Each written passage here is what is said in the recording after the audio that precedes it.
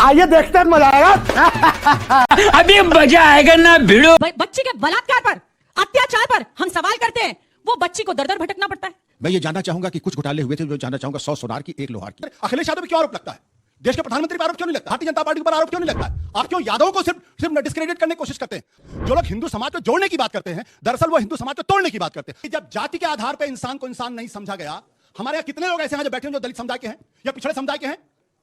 हमको जब जाति के आधार पर हमारा अपमान किया गया, हमको इंसान नहीं समझा गया। और तो और केरल के मैं उदाहरण देता हूं, वहां पिछड़ी और दलित जातियों की औरतों को स्तन ढकने की इजाजत नहीं थी। स्तन ढकने की इजाजत नहीं थी। अब सोच लीजिए उस पीड़ा को। हम जब उस पीड़ा के बारे में दलित पिछड़े बात करने लगते हैं तो सब लोग खड़े हो जाते हैं। सबको अपनी जाति, आप जातिवाद कर रहे थे, आपने गंदी जाति की। क्या वाकई पोस्टिंग्स जाति के हिसाब से होती हैं? अगर मैं झूठ बोलूंगा तो शायद इतनी विद्वान सभा में सारा समय में झूठ नहीं बोलूंगा, होती हैं। मैम, जब बीजेपी ये कहती है कि विपक्ष पीडीए की राजनीति करता है, तो फिर बीजेपी जब यूजीसी जैसे कानून लेकर आती है, तो फिर ये क्या पीडीए की राजनीति नहीं है? 69,000 शिक्षक भर्ती में सरकार ने भी माना कि हमसे आरक्षण की विसंगति के कारण 7,500 उनसे रिक्त पदों पर गलतियां हुई हैं, जिसके कारण लोग इतने 7 साल से सड़कों पर हैं। तो इसमें आपको जातिगत आधार पर नजर आ रहा है कि लोग जातिगत भेदभाव कर रहे हैं। A few moments later. मालिक वो देखो। ये आपको जाति और धर्म में क्यों बांटना चाहते हैं? क्योंकि आप अपने हक की बात ना करो।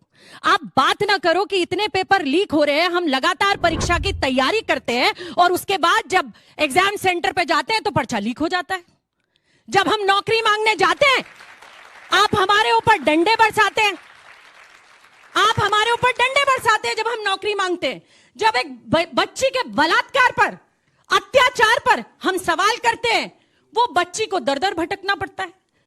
बात तो सही है। ये अधिकार ये दे रहे हैं। आज उत्तर प्रदेश अपराध के मामले में पूरे देश में जितने भी राज्य हैं ना, 20वें स्थान पर। आप तो कहते थे जीरो टॉलरेंस। काहे की जीरो टॉलरेंस? एफआईआर नहीं लिखी जाती आज उत्तर प्रदेश में। ये आपको भटकाएंगे, कभी इधर कभी उधर। मैं लेकिन आपसे कह देना चाहती हूं, आप भटकना मत, आप छिटकना मत अपने मुद्दों से। आप रोजगार की बात करते रहना, आप अपराध पर इनसे सवाल करते रहना, आप भर्ती घोटालों पर इनसे पूछते रहना, नहीं तो आपके मुद्दे कहीं ना कहीं भटक जाएंगे। आज जो हो रहा है, समय समाप्त हुआ। वाह, बहुत अच्छा, समय समाप्त हुआ, जबरदस्त। कोई सवाल जो आप दोनों का, आपके जजेस का हो इन दोनों से? मैं ये जानना चाहूंगा कि कुछ घोटाले हुए थे, जो जानना चाहूंगा 100 सोनार की 1 लोहार की।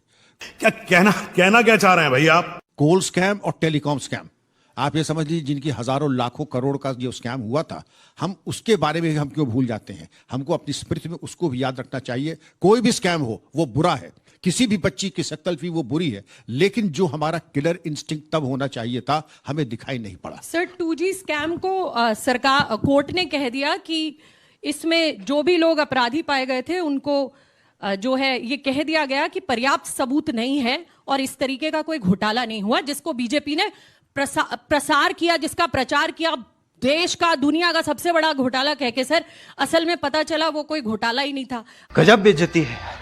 आज तक सर इतने साल की सरकार में ये एक अरेस्टिंग नहीं कर पाए, एक आदमी को पकड़ नहीं पाए।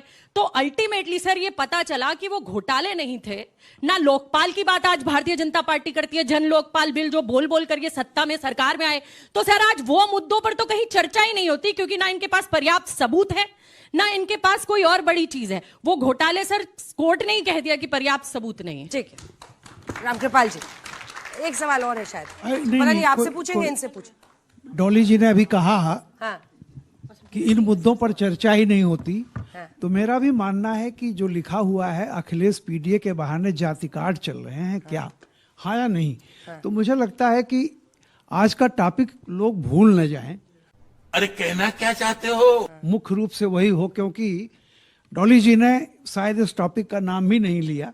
बाकी आपकी बातें सारी सही अपनी हो सकती हैं, आपके अपने तर्क हैं, लेकिन मेरा मानना है कि अगर जो विषय रखा गया है उस पे फोकस करें, उस विषय पर बात करें कि जो है हाँ या ना, आपका तर्क क्या है? सर, मैंने पहली पंक्ति में कहा जितनी जिसकी भागीदारी उतनी उसकी हिस्सेदारी, और उसी हिसाब से उनको गारंटी रोजगार की, शिक्षा की, उन्हें उनका हक मिलना चाहिए, और उसके बाद जो उनका हक है वो मैंने उन्हें याद दिलाया। बहुत बहुत धन्यवाद। तू समझा?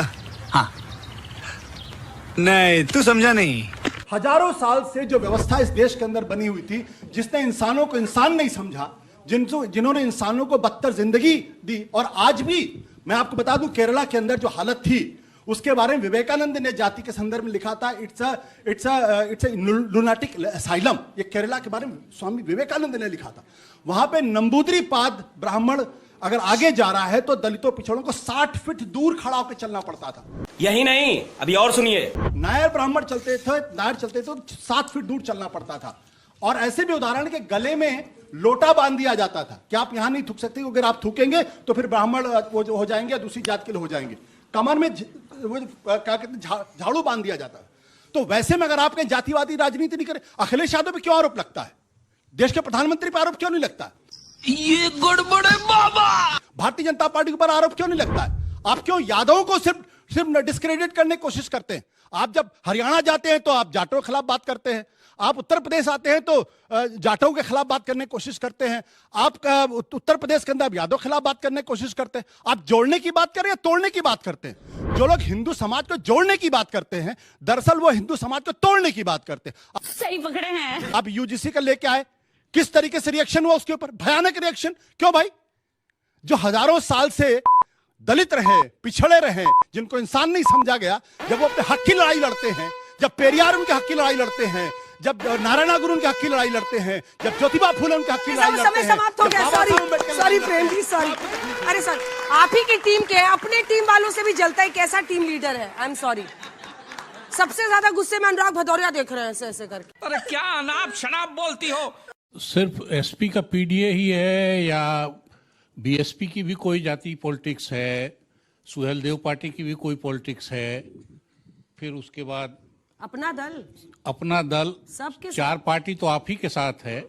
मैं बार बार इस बात को कहता हूं, अगर किसी को यह लगता है कि वो जाति के आधार पर विवाह नहीं करता तो सुबह अखबार उठा के देख लीजिए, मैट्रिमोनियल, आपको बिल्कुल पता चल जाएगा। जाति नहीं, खास जाति, कान्यकुब्ज में ही, सर्वपारी में ही, गुप्ता में ही, बंसल में, अग्रवाल में। यह सच्चाई है। हमारा धर्म क्या है? जातियों का कोएलिशन, इसके अलावा क्या है? बता दीजिए मुझे। हम इस पे चर्चा क्यों नहीं करना चाहते कि इस देश के अंदर जो सवर्ण, एक आपने मैंने बीच में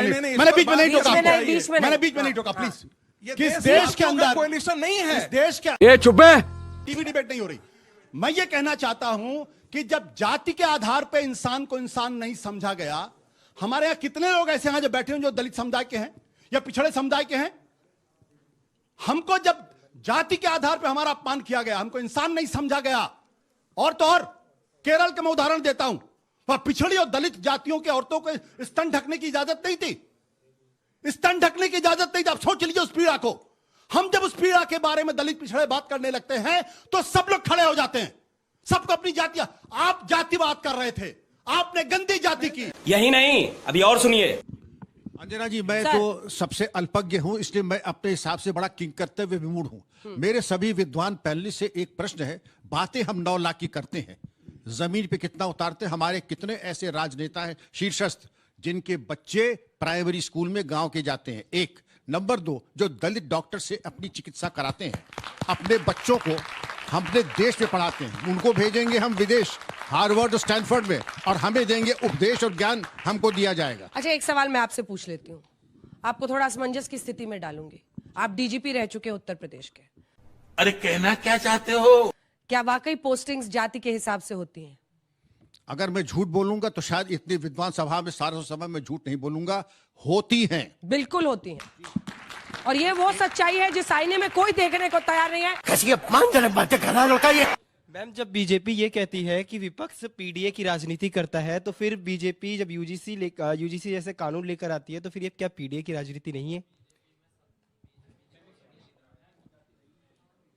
69,000 शिक्षक भर्ती में सरकार ने भी माना कि हमसे आरक्षण की विसंगति के कारण 7,500 उनसे रिक्त पदों पर गलतियां हुई हैं, जिसके कारण लोग इतने 7 साल से सड़कों पर हैं। तो इसमें आपको जातिगत आधार पर नजर आ रहा है कि लोग जातिगत भेदभाव कर रहे हैं। वाह क्या सीन है। भारतीय जनता पार्टी जाति में विश्वास न करके सबका साथ सबका विकास की राजनीति पर ही विश्वास करती है। हम सबका साथ सबका विकास, सबका प्रयास और सबका विश्वास की बात करते हैं। लेकिन कुछ लोग जो हैं उनका जो है सारा एक ही परिवार पर विश्वास है।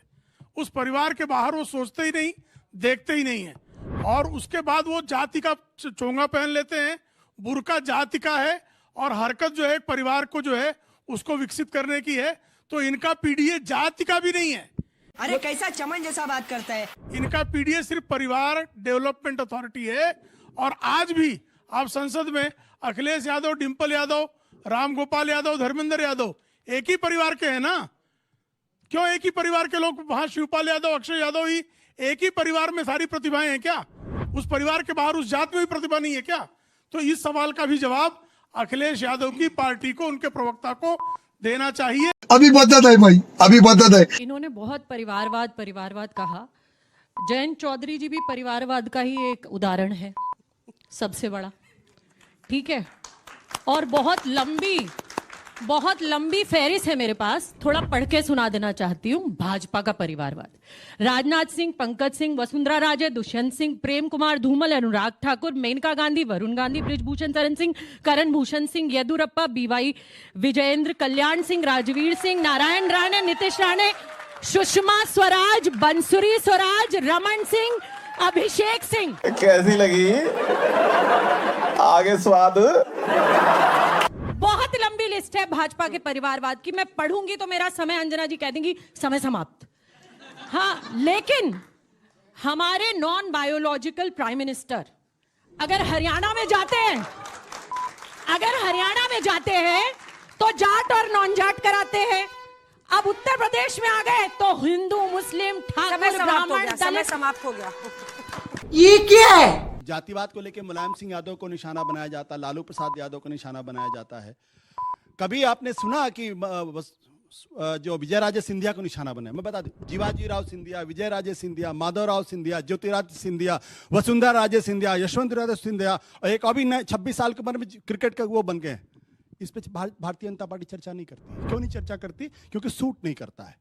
आप इसलिए लालू यादव पर हमला करना चाहते हैं, उनकी छवि बनाना चाहते हैं, क्योंकि आप जातिगत पूर्वाग्रह से ग्रसित होकर अगड़े पिछड़ी जातियों के लोगों को आप बदनाम करना चाहते हैं। ये गड़बड़ है बाबा।